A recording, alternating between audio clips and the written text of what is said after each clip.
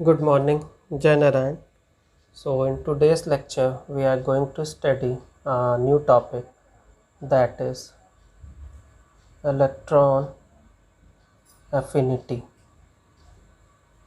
इसका बेटा एक और नाम होता है, that is known as electron gain enthalpy. Electron affinity is also known as electron gain enthalpy. So what does this mean, electron affinity? इसका बेटा सिंपल सा मतलब है इलेक्ट्रॉन एफिनिटी का कि इलेक्ट्रॉन की चाहत।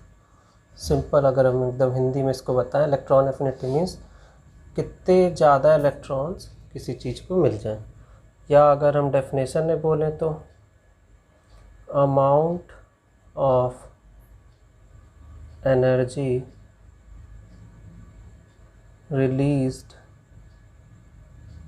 when an electron is added to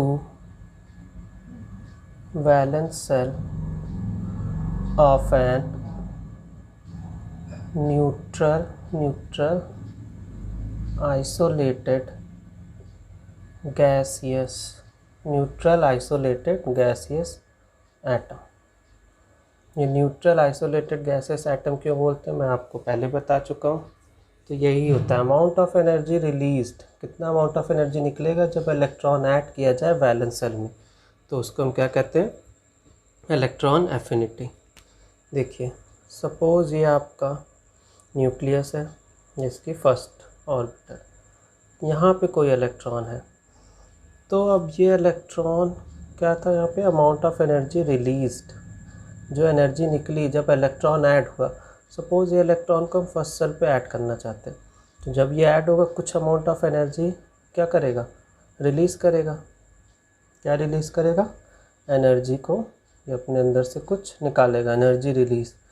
और वो उसकी यूनिट क्या होगी, इलेक्ट्रॉन वोल्ट पर एटम, या फिर और क्या हो सकती है, किलो जूल पर मोल। तो जो एनर्जी निकल रही है उसको इलेक्ट्रॉन वोल्ट पर एटम या किलो जूल पर मोल में हम मेज़र करें। अब इसका जो हम सिंपल सा टर्म जिससे समझ सकते हैं, सपोज़ ये जो एटम है उसको एन से रिप्रेजेंट कर दिया और ये गैसियस एटम है, N of g, N g, और एक इलेक्ट्रॉन क्या कर रहे हैं, ऐड कर रहे हैं। एन ऑफ जी में एक इलेक्ट्रॉन जब ऐड किए तो ये क्या दिया हमारा, एन माइनस, प्लस कुछ जो एनर्जी निकलेगी वो पॉजिटिव होगी, 10 इलेक्ट्रॉन वोल्ट एज्यूम कर लेते हैं एनर्जी इसमें से। जब ये प्रोसेस हुआ तो उसमें से 10 इलेक्ट्रॉन वोल्ट एनर्जी क्या हो गई, रिलीज़ हो गई। ये रहे। अब इलेक्ट्रॉन एफिनिटी हम बोल रहे थे ना, मतलब ई ए, उसको हम शॉर्ट फॉर्म देते हैं, electron affinity E A is equal to +10 electron volt. यहाँ पे देखिए इलेक्ट्रॉन गेन एंथैल्पी लिखा है ना मैंने। इलेक्ट्रॉन गेन एंथैल्पी का जो हम सिंबल बनाएंगे या उसको रिप्रेजेंट करेंगे वो होता है डेल्टा एच ई जी, ठीक है, इलेक्ट्रॉन गेन एंथैल्पी। तो अगर इलेक्ट्रॉन एफिनिटी पॉजिटिव है तो electron gain enthalpy will always B negative 10 electron volt. इस चीज़ को बेटा हमेशा याद रखिएगा, ये बहुत इम्पोर्टेंट है। अगर पॉजिटिव इलेक्ट्रॉन एफिनिटी आएगी तो इलेक्ट्रॉन गेन एंथैल्पी हमेशा नेगेटिव होगी। Okay,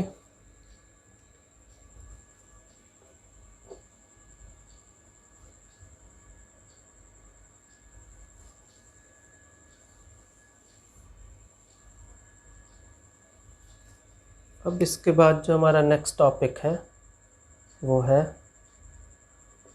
successive electron affinity. Successive electron affinity अब हम कैलकुलेट करेंगे। देखिए सपोज़ एन जी ये गैसेस एटम है, एन क्या है, आपका कोई एटम है जो कि गैसेस फॉर्म में, उसमें से पहला इलेक्ट्रॉन मैंने ऐड किया। फर्स्ट इलेक्ट्रॉन जब हमने ऐड किया तो क्या बन जाएगा, एन माइनस, प्लस इसको हम बोलेंगे क्या, that is electron affinity of first E1। इसकी वैल्यू क्या होगी, पॉजिटिव होगी। बताया था मैंने आपको, इलेक्ट्रॉन एफिनिटी जो फर्स्ट आई वो क्या आई, पॉजिटिव वैल्यू है। नाउ अब सेकंड जब हम करेंगे तो n माइनस, जो कि गैसेस में है, फिर एक इलेक्ट्रॉन इसमें से और हमने ऐड कराया, तो अब ये क्या हो जाएगा, n ऑफ 2 माइनस। क्लियर है? प्लस इलेक्ट्रॉन एफिनिटी अब क्या आएगी, सेकंड आएगी। जो सेकंड होगी वो हमेशा नेगेटिव होगी। First positive, second negative. Now अब जो सेकंड हमें इलेक्ट्रॉन एफिनिटी मिली थी, इसमें से एक और इलेक्ट्रॉन हमने ऐड किया इसमें, तो अब ये क्या हो जाएगा, n of 3 minus plus electron affinity अब ये क्या है, थर्ड की है, ये भी थर्ड जो आई ये भी नेगेटिव होगी। क्लियर है? इस चीज़ को याद रखिएगा, first positive, second negative, third is also negative. ये सक्सेसिव इलेक्ट्रॉन एफिनिटी का कॉन्सेप्ट है। चलिए अब इस पे हम एक क्वेश्चन को सॉल्व कर लेते हैं। n प्लस 3 इलेक्ट्रॉन्स जब हमने इसमें ऐड किया तो ये आया n3 माइनस। अब इसको मुझे सॉल्व करना है, देखना है। देखिए, तो फर्स्ट से हम कैलकुलेट करते हैं। n प्लस ई माइनस, जब एक इलेक्ट्रॉन हमने n न्यूट्रल एटम में ऐड किया तो ये क्या हो गया, n माइनस, और इसमें से जो एनर्जी निकली वो क्या होगी, पॉजिटिव होगी।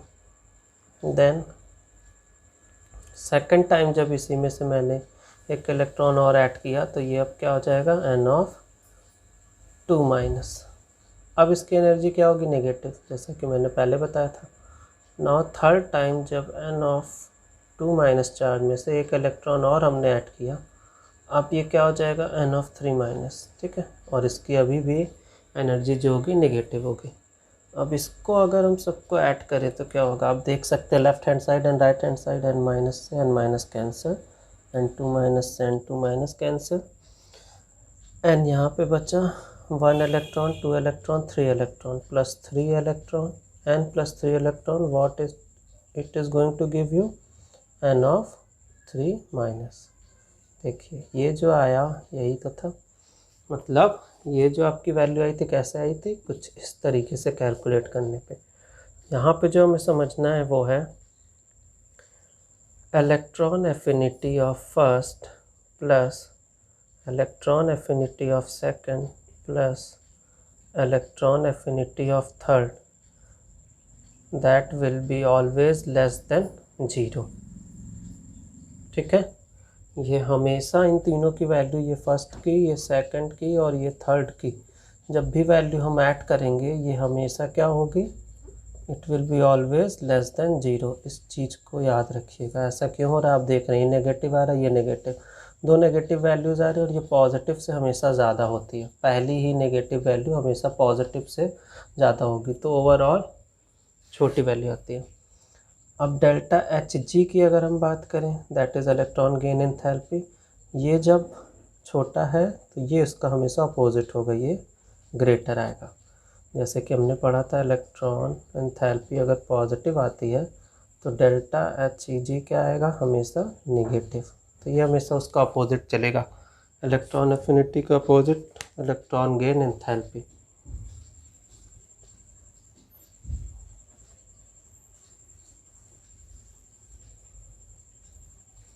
इसके बाद अब हम जो पढ़ेंगे दैट इज़ फैक्टर्स। कुछ फैक्टर्स हैं जिन पे on which electron affinity depends. कौन कौन से ऐसे फैक्टर्स हैं जिस पे इलेक्ट्रॉन एफिनिटी डिपेंड करता है।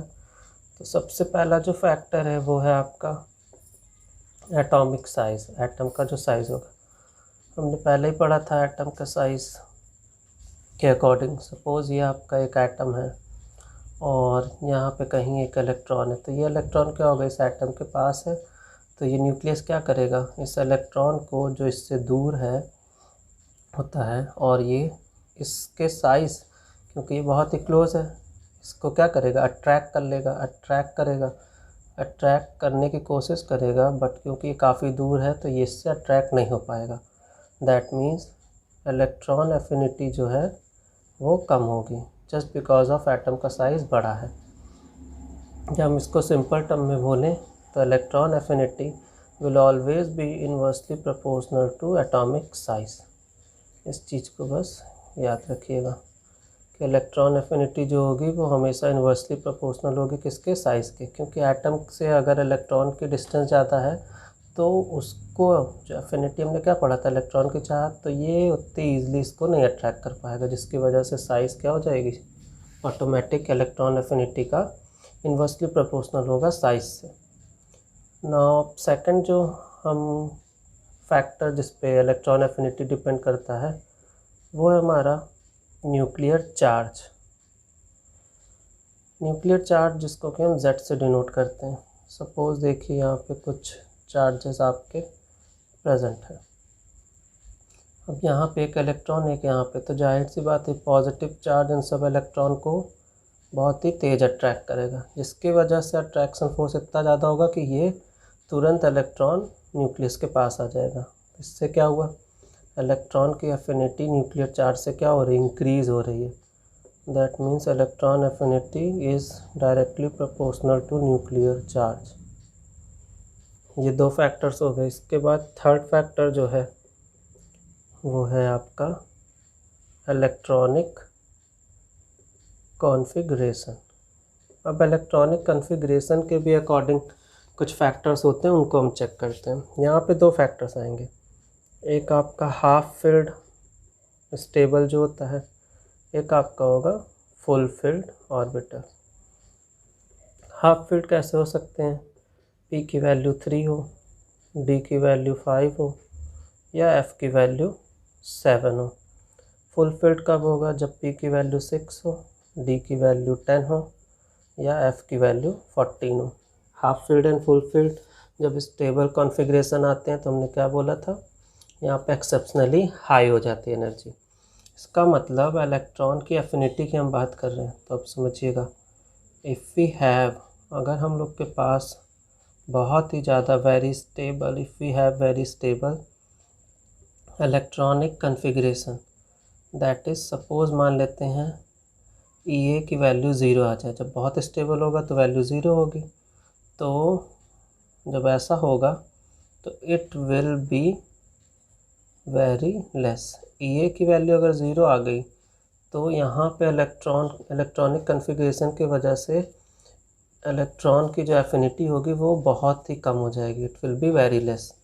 इससे हमें क्या पता चला कि यहाँ पे इलेक्ट्रॉनिक कॉन्फ़िगरेशन अगर हाफ फील्ड या फुल फील्ड होगा तो इलेक्ट्रॉन की एफिनिटी बहुत कम हो जाएगी, इलेक्ट्रॉन जाने नहीं जाएगा क्योंकि स्टेबल है, क्यों वो उसके पास जाएगा, आप समझ रहे हैं। तो वो चाहत जो थी इलेक्ट्रॉन को अपने न्यूक्लियस के पास बुलाने की, वो उतनी ज़्यादा नहीं रहेगी। यहाँ पे ये कॉन्सेप्ट है।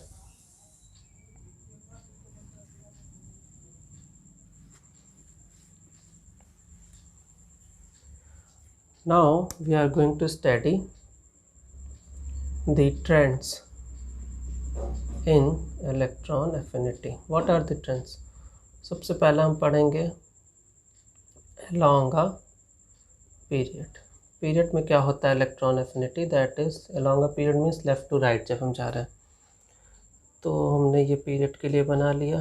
न्यूक्लियर चार्ज क्या होता है, इंक्रीज़ होता है, Z की वैल्यू इंक्रीज़ हो रही है, दैट मीन्स इलेक्ट्रॉन की एफिनिटी भी इंक्रीज़ हो रही है, आयनाइजेशन एंथैल्पी भी इंक्रीज़ होती है। ठीक है, आप समझते हैं कैसे ये हो कैसे रहा है। सपोज़ ये आपके कुछ पॉजिटिव चार्ज न्यूक्लियस प्रेजेंट है या आपका कोई इलेक्ट्रॉन प्रेजेंट है, तो यहाँ से अब आप समझिएगा हो क्या रहा है एक्चुअल में।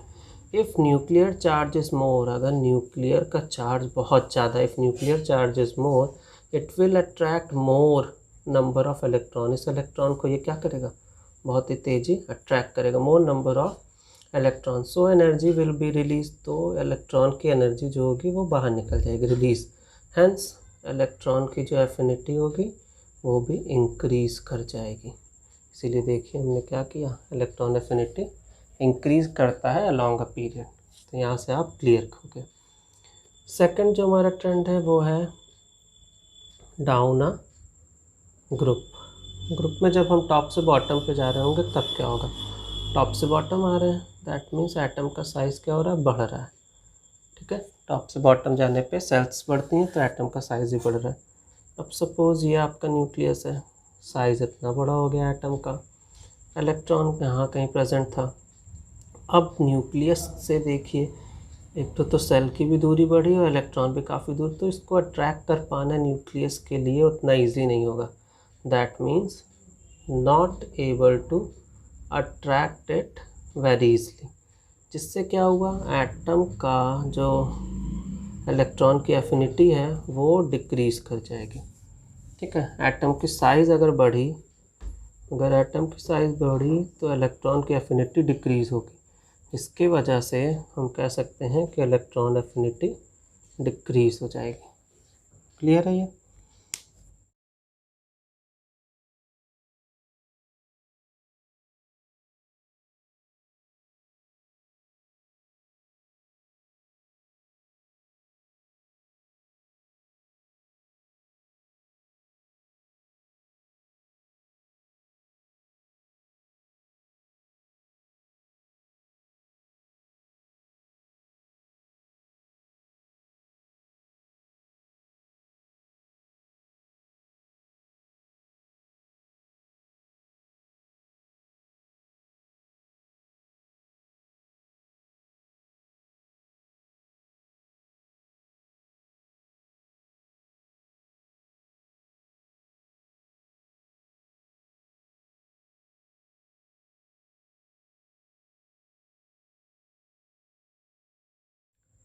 So we are going to study group 17 element.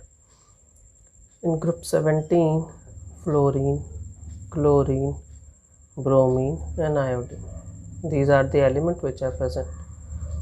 हमें पता है कि बेटा एटॉमिक का जो साइज़ है, एटॉमिक साइज इंक्रीजेस। एटॉमिक का जो साइज़ है वो, एटम का साइज़ वो बढ़ रहा है, तो इससे जो इनकमिंग इलेक्ट्रॉन है, so incoming electron will not be attracted, so incoming electron will not be attracted by the nucleus, so more energy will not be released. Atom का साइज़ देखिए नीचे जाने पे बढ़ रहा है, जिससे कि इनकमिंग जो इलेक्ट्रॉन होगा वो अट्रैक्ट नहीं हो पाएगा न्यूक्लियस से। इसके वजह से ज़्यादा एनर्जी लगेगी, more energy will be released. इसके वजह से ज़्यादा एनर्जी लगेगी। ठीक है, अब ट्रेंड जो हमें एक्सपेक्ट किया था, इसके अकॉर्डिंग जो ट्रेंड होना चाहिए वो क्या था, fluorine, chlorine, bromine and iodine होना तो ऐसा चाहिए था, बट रियलिटी में जो एक्चुअल है वो होता क्या है, वो आपका है first chlorine, then fluorine, then bromine and at the last iodine. ऐसा इसलिए रीज़न है क्योंकि ये जो क्लोरीन है इसका इलेक्ट्रॉन एफिनिटी हाईएस्ट है। इस चीज़ को याद रखिएगा, ये सबसे इम्पॉर्टेंट चीज़ है। Electron affinity is highest in whole periodic table.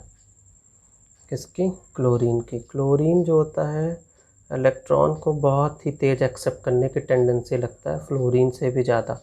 Reason क्या है, देखिए फ्लोरीन का जो साइज़ है वो छोटा है, क्लोरीन का जो है वो साइज़ वो बड़ा है, तो इलेक्ट्रॉन अगर इनकमिंग इलेक्ट्रॉन आया तो उसको रखने के लिए स्पेस भी होनी चाहिए ज़्यादा, जो कि आपके फ्लोरीन के पास है, बट किसके पास नहीं है, क्लोरीन के पास है और फ्लोरीन के पास नहीं है। दैट्स वाई ऐसा हो रहा है।